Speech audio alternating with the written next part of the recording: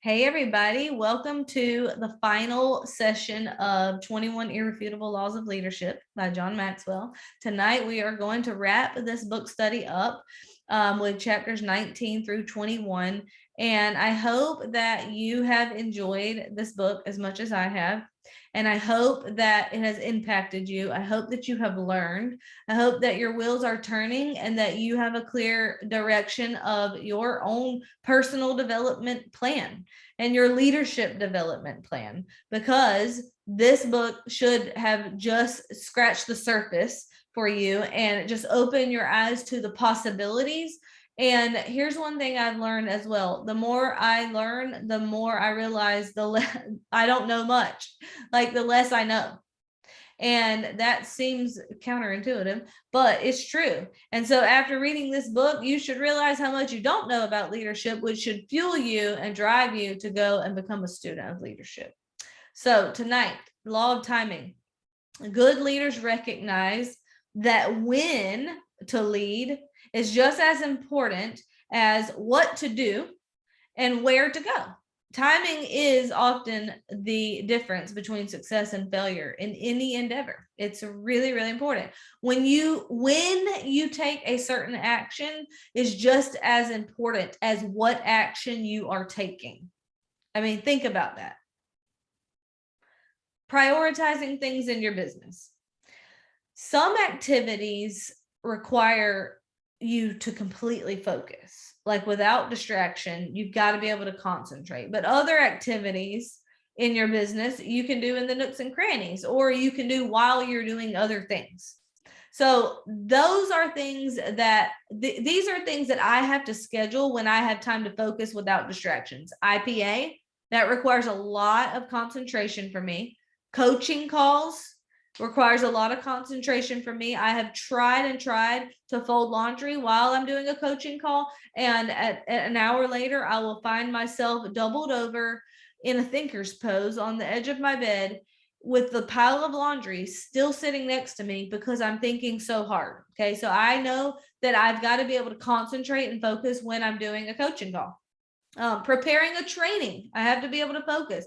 Reading a book, or working out. Like I cannot work out with my kids around, for real, because I get real irritated when they interrupt me and I can't breathe. So those are things that I schedule during times when I know that I'm going to be able to focus. If I schedule them, if I try to fit those things in nooks and crannies of my day, I'm going to end up ineffective and very frustrated. But there are things that I can do while I'm putting laundry away or while I'm driving in the car. I can listen to voice messages while I'm doing those things. I can listen to a podcast. I can listen to a training video. So the timing of what activities go where is important. So I just thought that was one example of how timing can affect what activities you do and how it affects your business. So Jules, my first question for you is, how do you structure the timing of your day? Is it strategic or no? Yes. Well, I feel like I'm being strategic now. I have not always been strategic. And for me now, I am putting what the most important aspects first. Monday mornings, I set aside an hour and a half to work on my business, to think about my team, to think about my business, and to get a big picture view about what I need to focus on, to analyze, to go through the people on my team. What do I need to work on so I can really work on my business? And I'm trying to be very strategic about, I am being strategic now about putting my own IPA first, because I very much can easily default to reactive mode, responding to messages, responding to my teammates, helping them with questions, which ends up shooting me in the foot in the long run. So I've got to work on my business first. And that's what I'm doing. Love that. Definitely strategic. Somebody referred to me, we were on a Zoom earlier, and she's like, this is the time blocking queen. But y'all, I was not this way. I resisted Brittany telling me to time block for so long. I'm going to try something new next time you tell me to do something, but I'm just going to do it the first time. That'd be fantastic. Yeah, I'll try that. I'll try that next time. But some things I have started doing just very recently that I feel like are very strategic is, after I have coached someone, I'm taking time to think, and there's a couple of specific questions, but think about that call and think about what it's going to, like, what if this person did this, how would that affect their business? And just spending time really thinking. I used to schedule my calls back to back to back to back to back. And I would literally jump from one to the next. And I felt probably like the Rubies feel right this second, going from mastermind to book club. And it's gonna be like, oh gosh, what, so much to process. And so I've just started carving in 10 minutes of time so that I can think and be intentional with my thoughts. And what it is doing, I'm so excited, is it setting me up to be very proactive the next time we talk. And I'm not just having to kind of scramble. And this is with seasoned people. I have even done it. I have a new girl who is, she'll be somebody to watch, but I've even done it with her. I did it after a welcome call with her. And I was like, I don't know if this applies to this, but Brittany sent me these things. I'm doing it. And I did it. And now I know exactly what, even as a brand new person, what I'm going to talk to her about tomorrow or the next day or whenever we're communicating again. So I love that. So are you guys finding that the timing of when you do things is as important as doing the thing? Why do you think that is? Give me an example of why that's important. I'll go. Christina about to say something. Go. So for me, I mean, this is an area I'm growing in. Like, I spend a lot of time in my car because I live 25 minutes from the school. And so I go back and forth to school twice. So I used to try to do like my book study in the car or read my Bible in the car, but I'd gotten where, I mean, people just come up to your window when you're sitting in the car line. There's always something crazy. So now when I'm time blocking on Sunday, I usually put down the most important things when I know that I'm going to be sitting in at my desk, because I can focus the most here. So I put those things, and then the other little things, like not deep podcasts, like podcasts that are easy to follow. Like I'll listen to those in the car or whatever, but nothing that's like John Maxwell that I have to write notes. I cannot listen to that in the car. So it's just learning little things like that I've gotten a lot better with. I love that. I love that you're growing in self-awareness and figuring out what's effective for you and the timing, because there's a lot of important things we need to get in. Okay. So I'm going to give you some examples of the law of timing that don't have anything to do with prioritizing, but they definitely have to do with the law of timing. So, because when you do something is as important as what you're doing. So, in 2021, we implemented group coaching on our team. And so we have one for Jules, one for Rubies, one for Goals. And the Jules at the beginning of 2022, I wanted feedback. I'm just like, tell me, how you guys feel about these calls. Is this the best use of your hour? Like, is this adding value to you? Do we want to continue these? Do we want to scale them back? And unanimously, every person was like, we need these calls. And I'm like, okay, I hear that. We're going to continue with these calls weekly. Well, 4 weeks later, guys, it was literally just a month. I was sensing like, I don't really feel like an urgency for it's the end of the month.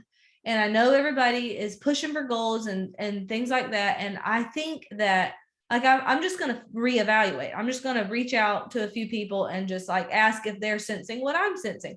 And so I reached out to Christina, April, and Michelle separately. None of them knew that I was asking the others, but they all gave me the same answer. And they were just like, you know what, this week I'm feeling pretty empowered. I feel like, I could be on there. It would add value, but I could also use the time to do something else. And so to me, I was like, that is feedback that lets me know, A, the calls have done their job and been effective, and B, the timing has changed. It's time for a shift, right? So that is an example of law of timing. Even though just a few weeks prior, everybody felt strongly we needed to continue, it just didn't take long for people to feel something different. And so as a leader, I had to sense that and then just reevaluate. Okay. Another thing is when we're deciding on book study, we were going to do another leadership book study after this one, because about 4 months ago, I was seeing a serious need for leadership development. Like I just saw it like all over the place. And that's why I started this book study. And so this one is principle based. And I thought, well, after this, we'll follow it up with one that is practical, like really action focused. Here's what you actually go and do. And then some turn of events, like it became very clear that what was needed was a habits book. And I could take time to explain how all that came about, but it was very interesting to me and very clear to me that the timing for another leadership book was not right now. We're going to need that in a little while, but right now what's needed is we need to focus on daily habits, because success is found in your daily habits. Like what you do every day over the long haul is what's going to make you or break you. And so that is highly practical and action focused. And so that was just another example of timing. Like when to do something is as important as what you're doing. One more example is at the beginning of 2021. I was noticing a need for coaching development. Like everybody wanted to learn, how do I coach my team? How do I develop my people? How do I help them be successful? And so we implemented group coaching. So all of these are great examples of the law of timing. And in the book, he gives a whole list of things that the law of timing requires, like maturity and confidence and decisiveness. And he gives a brief description of each one of those, but let's just discuss one of them, because he says that in the book, if a leader's motives are not right, their timing will never be right. If the leader's motives are not right, their timing is always going to be off. So, Jules, what do you think about this? What does he mean by that? Can you give me some examples of how that would play out in reality?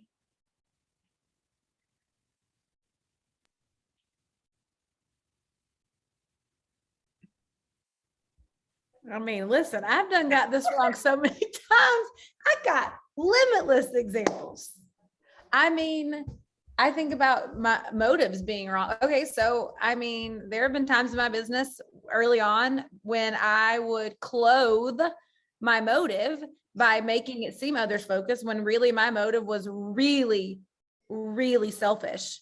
And then I struggle with feeling like, why won't people help me with my really selfish goal? Like I missed the mark of being others focused. So I would try to bribe or over incentivize, and I wasn't paying any attention to their actual needs or their actual goals or their actual timing. I mean, I remember one time incentivizing, really it was a bribe, somebody to do what I wanted them to do and had no clue that there was a major family catastrophe happening. None, no clue. Law of timing, terrible. But I mean, my motive wasn't helping them win. My motive was, if only these people would help me hit my goal. And when that shift changed, and y'all have heard the story of the shopping spree. It changed for me then. It's when I realized, holy crap, I don't actually even care about being the winner. What I had meant all along was I want all my people to win. But it took until that, I mean, that was years. Not that my motive was bad the whole time. I'm not saying it. Anyways, listen, I'm very motivated for lots of reasons, but at that time, with what I was trying to do, I see it happening with the bribing or the over incentivizing. Like, hold on, is your motive really to help that person win? Is this bribe or this incentive, is this whatever benefiting this person, or what's the motive here? And I have to check my own self on that, because we are driven. So yeah. Is that Sunny? I'm gonna need Sunny to act right. Tell Brandon get that dog. Raisha, I know he got all these muscles and he can't even control his dog. All right. So yeah, that's exactly what I wrote down as far as motives being off and how that relates to timing. I mean, anytime you try to get somebody to do what's best for you without really considering what's best for them, your timing will be off every single time. Being pushy with a prospect or a team member because you don't understand or respect that person's timing. I mean, you've got to know the balance of when you should nudge and when you should not push too far. Or pushing for a rank. This is another good example. Telling somebody to push for a rank that they probably can't hit because you need their joins to hit your own rank. Or pushing hard for a rank, like if you're trying to close a big old huge point gap with a team who's not even really working hard, that's motives and timing issue. Okay. All right. Any other thoughts on law of timing? Can I say one more thing? Yes. I think about all the times that you have been winning in our business. Like, I mean, top contest earner for years and years and years. And yet our culture is one of respect and just shared common goals. And so I've never heard, which nobody would tell me anyways, because she's my best friend, but never have I heard it come upstream that people felt like you were just out to win, or that it has ever been about your goals. And I think that if you want people to respect your hustle, then you have to constantly be hustling with them to hit their goals. Brittany won, and recently the other leaders that you see that are constantly, sweeping, they're hustling, they're working so hard, but it is not for their own selfish gain. They're hustling with other people on the way to winning. Winning is not bad. You all should want to be contest sweepers and top prize earners, and whatever you earned last contest, you should be right. You should be shooting for the next level. But the easiest way to get to the next level is to have a bunch of people who are hitting this level. So the hard work is there. It's just hustling with the people who are also wanting to hustle. So I think that is something to be said as well, is just that motive, just keeping the focus where it needs to be. Yeah, I definitely see any win that I have is better gauged by, well, it's not really a reflection of how hard I hustled. It's a reflection of how many people I helped. Whether it's people on the products or people with the business. I mean, I really love helping people win in business. And so if I can help enough people get what they want, then I do get what they want. And to me, that's what it's a reflection of. It's not really a reflection of my hustle. So, yep, that's a great point. Okay. Law of explosive growth, chapter 20. Question, don't have to answer this out loud. It's pretty much a rhetorical question, but would you rather add to your team or multiply your team? So, and if you want to add growth, then you lead followers. If you want to multiply growth, then you lead leaders. And he says that if you develop yourself, then you're going to experience some personal success. If you develop your leaders, though, your team is going to experience explosive growth. A lot of people think that a leader is somebody with a bunch of followers, and that is true. But only attracting followers is not going to produce explosive growth for you. In order to experience that, you have to help other people become leaders. See what I'm doing right now, helping you become leaders? You got to go do that for your people. So leaders who attract followers need to be needed. Leaders who develop leaders want to be succeeded. They literally want their people to pass them. Leaders who attract followers develop the bottom 20% because they just assume that the other people got it and they don't need them. But leaders who develop leaders develop the top 20%. They find the best people on their teams and they pour and invest into them. They find the strongest and they make them stronger. Leaders who attract followers focus on weaknesses. Like these are all the things this person's got to do better. Leaders who develop leaders focus on strengths. This is all the things this person does well. How can I help this person thrive in their strengths? Leaders who attract followers treat every person the same, equal and fair. Leaders who develop leaders treat individuals differently. It's not personal, it's business. Leaders who attract followers spend time with other people, but leaders who develop leaders invest time in other people. Leaders who attract followers grow by addition. Leaders who develop leaders grow by multiplication. Leaders who attract followers impact only the people that they personally contact. Leaders who develop leaders impact people well beyond their reach. I love what he says about spending time with others versus investing time with others, because some of the most valuable times that I have ever had with my team have been on road trips. Like I got hostages. That's what I feel like. Got them hostage. Can't go nowhere. And I can ask them all the questions I want to ask them, and we can have all the conversation. Guys, I'm telling you, when I am with my team, I am so intentional about investing in my team. If you know me, you know that I generally don't just spend time with people just to spend time with people. If you spend time with me, it's probably I'm probably going to invest there. I can't help myself. I literally cannot. I have so many questions, guys. So, Jules, I would love to hear from you. When you are with your team, how can you tell if you're investing in them or just spending time with them? I've been your hostage so many times. Spending time with them. Car karaoke. That is spending time with them. Car karaoke is spending time. Investing is, I mean, it is usually intense conversation.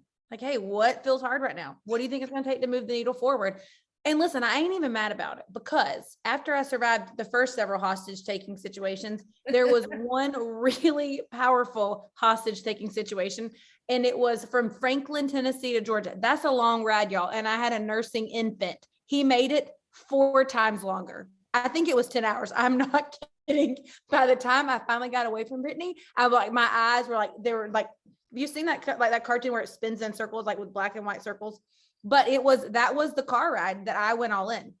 It was the car ride that she finally got me to see that I was just kind of half arsing around this opportunity. And we overcame a bunch of things in that car. So yeah, I mean, I have to be real intentional, because when I'm with my team, here's how you know if it's investment. Investing feels like work. It feels like work. It feels like this is intense and intentional. And sometimes the tendency is to let off, let loose. And I've never seen Britt really do that when she's with, especially if there happens to be more than one of us, but even with just one-on-one, y'all, she's still a hostage taker. So it feels like work. By the time the car ride is over, it feels like you've worked. Like, okay, I've got new information and they have new information, and now we can make moves. Yeah, I actually do partake in car karaoke, but it's balanced. It's called balance, y'all. I mean, you gotta do both. Only if it's Whitney Houston, though. Like, you don't really care much about nothing else. No, that's not true. No, that's not true. See, I feel like I should sing "If You Don't Know Me by Now." Right now, I feel like that would be long timing appropriate. Carrie Underwood is good, or also Bone Thugs and Harmony. We'll get her. True. I do. I also love Christina Aguilera and Mariah Carey. But anyways, I do think balance is important, but mostly we talk and train. And yeah, that is what I do in the car. But it's not just in the car. It literally could be me and Michelle walking around my neighborhood. Like both of our brains are firing 90 miles an hour. Or just anytime that I'm with leaders, we generally have leader conversations. So any other thoughts on how to tell if you're investing in your team or just spending time with your team? Christina just messaged me that said talk, but listen, I was about to say all the things that Christina just said, but I can tell now just lately, like I have team dinners. Oh, I am unmuted. I have team dinners with my team every month. And like now, before I go, like I'm always thinking about, like I'll write it down. I'll spend time thinking about like, what do they need to hear? Who do I need to hear from? Who does my team need to hear from? Like if somebody over here is winning, like, I don't know. I just put a lot of thought into before I go meet my team now, where before it was a whole lot easier because my jam is just hanging out with people and connecting, but now it's hard because I really want, when we meet, for people to actually get something out of it. And I don't know if that makes sense. But yes, it makes perfect sense. I love it. I love that now when you meet your team, it's hard. Thanks. That's not what I meant. No, but it sounds like you're on the right track. You are being proactive about investing in your team. I mean, it's just like Fallon just said on that Ruby call, this is not the Girl Scouts. It's a business at this point, because are we friends? Yes. Are we also business partners? Yes. And if they're coming to your team dinner, they're coming because they want you to help them make money. And I think it's important to be proactive and intentional about how we are investing in our teams. So I'm proud of you, Terry. Well, that's what I was gonna say. Like, and I know different personalities will view this differently, but for me, it doesn't feel like work. To me, it motivates me and it excites me. But that's my, like, it's my, I'm wired more that way.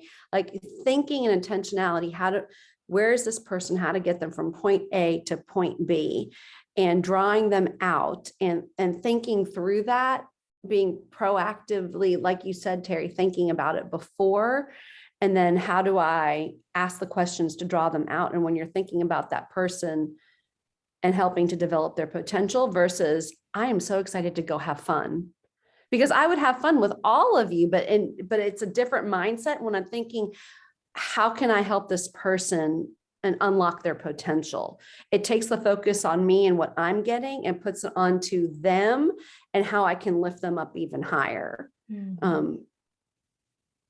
Yeah. Yeah. And it fuels you. Yes. Yeah. And also you're an extrovert and an external processor on top of that. So I can see why it would not feel like work to you. It does feel like work to me, but it's good. It's work that I love. So it does, I would say it takes something from me. Like I need to recharge after it. I feel tired, like I did work, but I love every minute of it. I literally love it. I think the biggest thing between investing and spending time is just it being intentional, and it almost becomes humorous. Like we've coined Michelle questions, because rest assured, you attend a training with Michelle, she about to invest. Do you hear me? Invest. Like, you're going to invest. She got like, I don't know how she even recalls them questions, but she's ready. She's so intentional, and she's going to invest in it don't matter who's around. It does not, she's going to invest. And but people count on it. And they know she's going to bring value. And listen, my leaders think harder during these trainings to prepare for the Michelle interrogation. I'm not even kidding. Like, she aids in their growth because she's so intentional with investing. So appreciate you, Michelle. This is true. I literally heard a leader say that this week. Like, I do listen harder because I know afterwards Michelle is going to want to know exactly what I learned, how I'm going to change my action as a result of what I learned.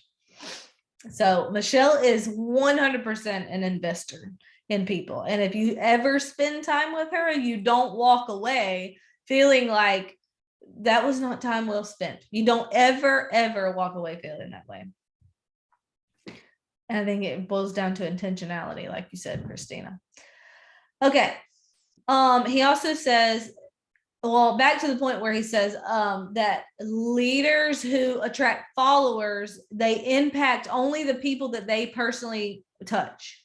But leaders who develop leaders impact people well beyond their reach. So, Jules, if you attract a lot of followers, but you don't take the time to develop leaders, what can be some of the consequences for that once you have a diamond-sized team?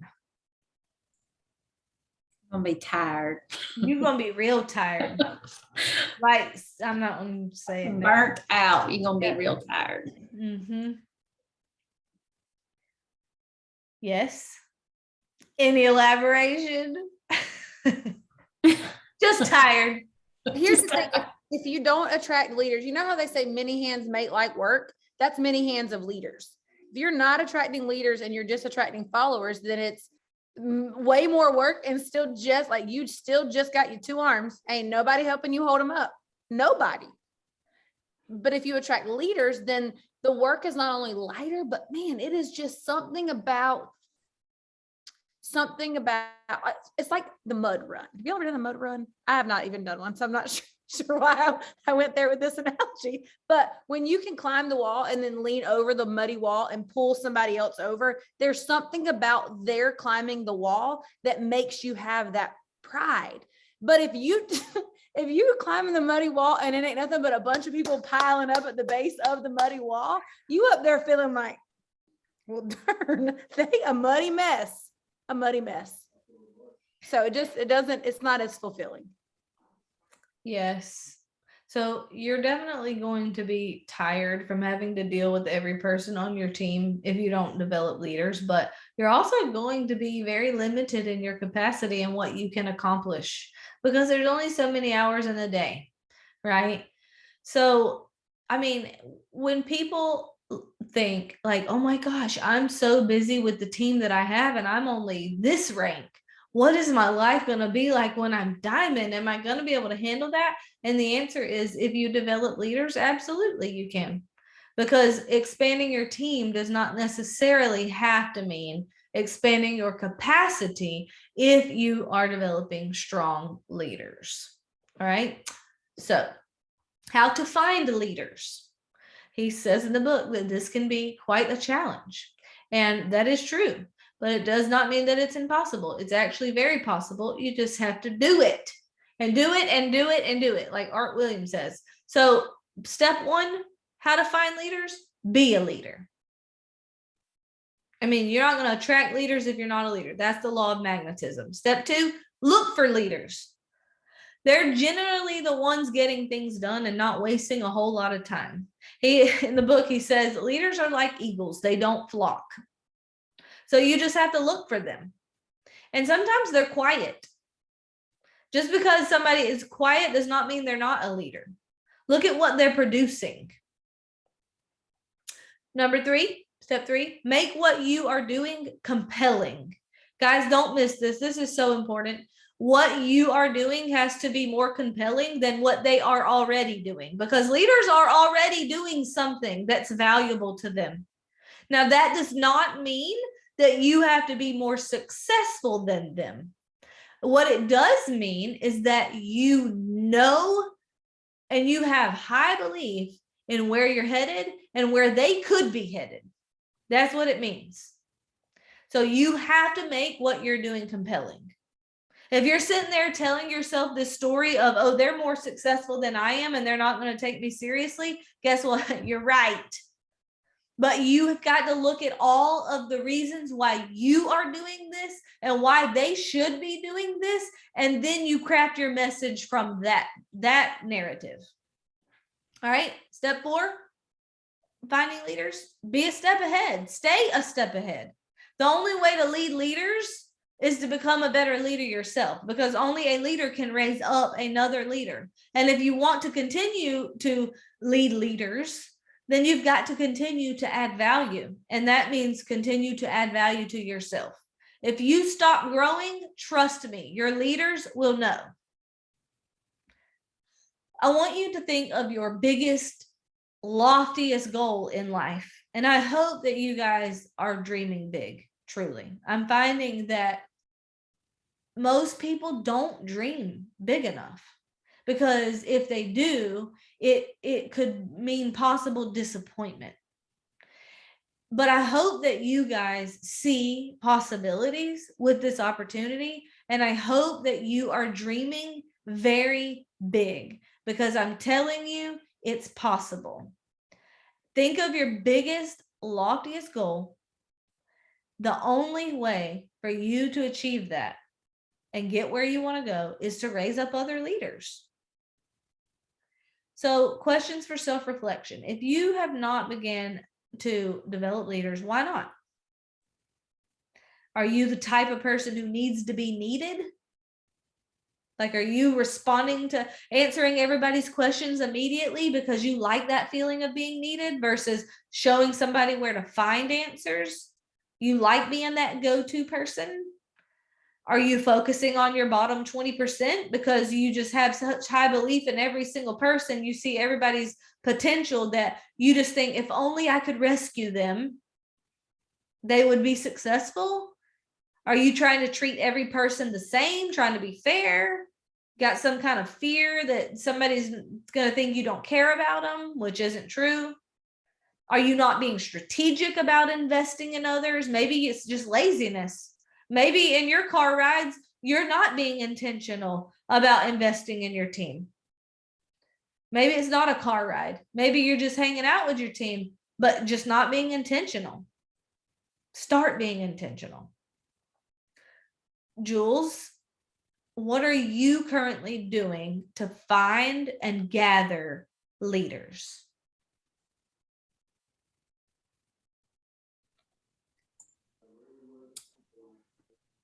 Can you make Abby a co-host while we are answering this question? Yes, thought I did. I think one thing for me that has changed recently is just knowing who I'm looking for. Like, it was really fuzzy for a while, and now I don't know, I know who I'm looking for. So that has helped me a whole bunch. That's good. So usually it's recruiting up, and then the people who are already successful, they're already busy, they look like someone who maybe doesn't have the capacity at this point, but usually those are leaders because they're go-getters, they're, natural starters. So usually that's what I'm trying to look for. Mm-hmm. For me, and this is total, both are fine. For me, it's just recruiting a lot, having a large pool to choose from. And because here's the thing, I learned very early on, if I were recruiting 2 people, my options were limited. If I could recruit 3 or 4 or 5, then I would have more people that I could look at and say, okay, who could I develop here? And I loved when he said in the book that you don't go in looking for the dirt. We all have dirt. We all have. Brittany should have never looked at me and been like, that girl could be a diamond, if she were looking for the dirt, because there was plenty, but she was looking for gold. Like, she was willing to look for the gold. So if I have 2 people to look at or 5 people to look at, you can do the math. So for me, it was recruiting up. But for me, for the first several years, it was okay, let me just recruit what I can, and then let's kind of sift through and see what I've got. Now, when I look for leaders, integrity number 1, and self-motivated. Here's the thing I have learned, the biggest lesson I've learned over the years is you cannot motivate a human being to want change in their life. You can inspire them that change is possible, but it's not my responsibility any longer to motivate somebody to take the action. And so I love somebody who's self-motivated. It's the most attractive quality to me. So I think I love what you guys are saying as far as knowing what you're looking for. So what action are you actually taking to find and gather these people that you are looking for? I'll answer this. Oh, go ahead, Abby. I've talked a lot. It's like similar to Christina, but then also I've been very intentional about my social media and who I want to attract through that. So it's showing success, it's showing my own success or my team's, and then also just showing that I'm a person of growth. And that's really who I'm wanting to attract. Love that. That's a great point, Abby, your social media. And it looks great, by the way. Fantastic posts. You're going to add something, Michelle? Yeah, so I've got a list of golds and senior golds. If you were on the call and you printed out your vision sheet, I go through the people that I see potential in, and I've done this with all of my level 1s, active and inactive, and all my dream teamers, and systematically cast vision to them and tell them what I see in them and why. Like, so January, and I've already thought of all the messages I'm sending for the next few months. Like this month, it was, gosh, I had so many rank ups in my team. Last month, I see so much potential in you. You are just like them. If you ever decided to do this, I know that you could achieve all that I have and more. Thank you, Christina, for that message. You have influence, you're kingdom minded, you know how to get things done, you know how to execute. And I know you probably have thoughts about what I'm saying. I would love to hear what those are. Are you open to chatting about this? Next month, my message is, and I did that with everybody. Next month, my message is, I'm getting to speak at Leaders Retreat on finding leaders. And you know what? You came to my mind because you are X, Y, and Z. And then the next month is, You know, I thought about you at Leaders Retreat. You would have loved it. You're just like these people, and this could do so much for your business. But systematically planting these seeds, because I know that it will bear fruit, and trusting the process the same exact way that I do for the products, and it will bear fruit over and over and over and over again. Amen, sister. Preach. That was perfection, Michelle. That is the process of finding and developing leaders. That is the process. It's a process of planting seeds and then looking for leaders and following up, all of that. And then you just don't give up on people's potential. But that's not pushy. Like everything you just said, it's perfection because it is communicating in a way that says, hey, I believe in your potential. Just a reminder, I believe in you. And I really think this could change things for you. But it's not pushy. It's not like, hey, are you ready to do this? Look what I have going on. Come join my team. It's not pushy. Everyone loves a genuine compliment. You just have to be willing to be persistent, not pushy. And that you just perfectly described the process of what it takes, Michelle. So thank you for sharing that. Can I say something one time? Can I Yes. say something? So I've been doing this. This has been something I'm growing in, but I've recently been more bold. But I have had a girl. Well, I've had a couple of them, but I've had one that I have been following up for over a year. She's on my team, but she just would be great for this business. And I've just continued. I mean, I've been in her inbox probably 15 times. Well, we did a welcome call tonight with Christina. So that was really good. And she's really excited and she's finally ready to do this. What I'm saying is this is just one person that I've done this with. I wish I had been more bold a year ago, because I just think if I'd been doing that with 10 people for a whole year, like I mean, it would just be crazy right now. So, I mean, the more you follow up, I mean, they're going to eventually do it. I mean, if you are being genuine and telling them the things that you see, they're going to eventually do it. So anyway, sorry. I love that. And I'm so proud of you for getting somebody on a welcome call with Christina, Terry. Yay for consistency. So I think, can I say one thing? Uh-huh. Y'all, this is an action that you can implement today, regardless of how you feel about it. What Michelle just told you, Michelle, make a video tomorrow and retell them again. I'm so serious. Like, just retell them again, exactly what you just said. You can implement that action today, because 6 weeks ago, Terry had thoughts about this. She had thoughts about it. And I mean, but we decided to be hyper focused here, and she was willing. And she has, I mean, but I just watch, because the strides this girl is making and willing to do, regardless of how she feels about it. Listen, the fear's still there. Like, we all have fear, but she's doing it, and she's repeatedly doing it and repeatedly doing it. And what I'm noticing is the caliber of people, because her boldness and excitement is her excitement. I'm telling you, you couldn't put her out with the fire hose right now. She's so confident in where she's headed and what this opportunity can be for everybody she's talking to. You can't put it out. And so people feel that. The girl tonight said on the call, she said, what I find the most attractive is the passion that I see within this team. She said, I've been around for over a year and I'm watching and the passion that I have seen. And I mean, she was naming other, but not just me and Terry. That's the first time I ever met her. She was naming, she was watching, she was paying attention. And so take the action. Yep. So good. All right. And then this is just a question for self-reflection. But if you have, let's just say you have enrolled some leaders on your team, what are you doing to hold your leaders? And I don't want y'all to answer that out loud, mainly because we don't have time. We got one more chapter to cover, but it is an important question, because that's something else you have to be intentional about. Are you becoming a better leader so that your leaders will want to follow you? And liking you is not the same thing as following you. Just to be clear. Okay. All right. So that was the law of explosive growth. Let's jump into chapter 21, law of legacy. Someday people will summarize your life in a single sentence. Pick it now. So last week we talked about what we want people to say at our funerals. And he says in this chapter about legacy that most people never even stop to consider that, which kind of surprises me.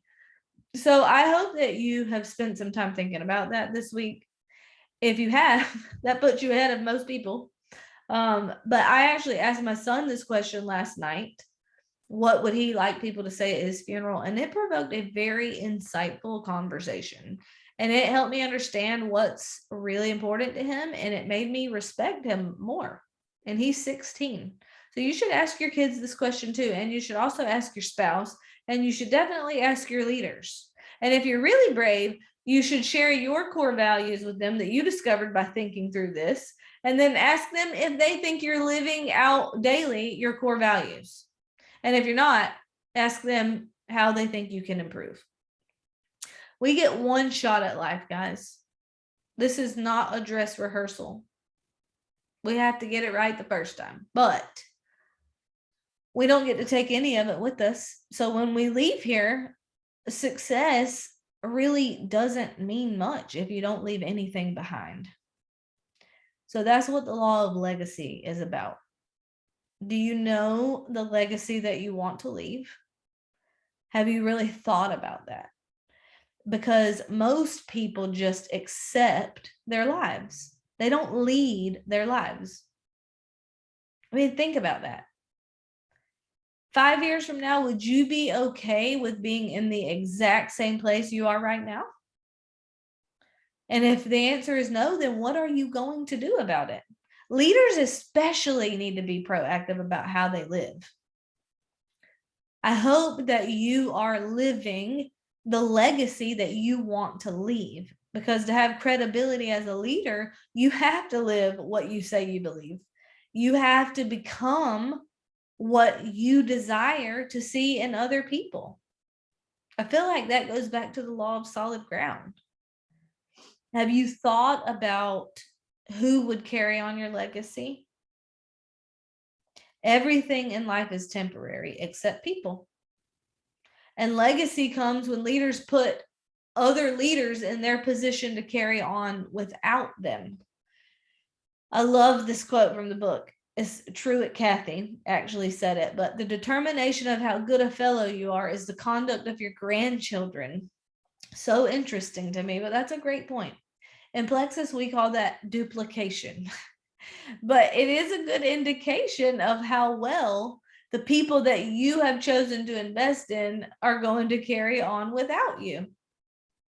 It's a really interesting to think about. I'm very curious how this plays out in my own life. I hope they all act right, but time will tell. So far, so good. But when you think about, let me ask you this. This is just a question for self-reflection.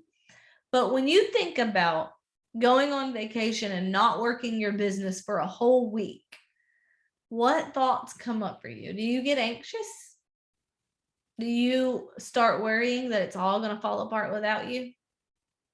Are you able to take that break if you need it? If you've been working really, really hard that end of the month and you need a breather for a few hours or a day or whatever, do you start worrying that it's going to fall apart? If you do, then it's because you've not developed leaders yet. I see this sometimes in Hawaii. Jewel earned Hawaii for the first time, cannot relax, on their phone constantly, so worried about their team back home instead of enjoying this week, which should be enjoying the fruit of their labor. So anxious. It's because they've not developed leaders yet. If you can confidently walk away from your business for an entire week, and you know that your business is still going to be going strong when you get back, it's because you have developed leaders. Here's another thing to think about. Think about the significance of just one life. In the whole grand scheme of things, it really doesn't seem super significant, except for the impact that it had on other lives. And that's legacy. Achievement comes when somebody's able to do great things for himself. Success comes when he empowers followers to do great things with him. But legacy comes when he raises a team to do great things without him. That is powerful. That is legacy. So I want you guys to take some time to consider the big picture of why you're even leading. And that should not be a quick process. The idea of legacy is closely related to a person's sense of purpose in life. I mean, why are you here? What gifts and skills do you have that relate to your highest potential as a human being? What unique opportunities do you have? Who might you be able to impact? And what might you be able to accomplish in your time as a leader? So based on ideas concerning the legacy that you want to leave, do you need to change your behavior at all? Do you need to change your daily habits to line up with what you're saying your legacy you want to leave is? And have you thought about who you would pick to carry on your legacy? Ideally, it should be somebody with greater potential than you who could stand on your shoulders and do more than you did. Are you investing in those people?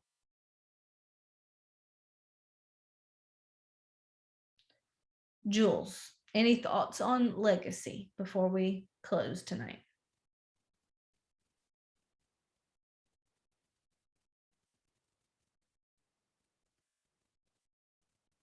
Everybody's speechless. I mean, I have thoughts. I just think be intentional. If you want to know how to drive your day, be real clear on what you want people to say when your days are done. And it could be tomorrow. It could be tomorrow or the next day or the next day. Be real clear on what you want people to say. And then when you make those choices and the decisions that line up with it, it relieves you from the guilt. Like if it doesn't line up with what you want people to say about you and you have to say no to certain things, that's okay. Because this is the focus. This is what's essential. This is what you want people to say when you're dead and gone. You really do get one sentence. One. Yep. And you get to pick that now. You get to determine what that sentence is going to be through your daily choices.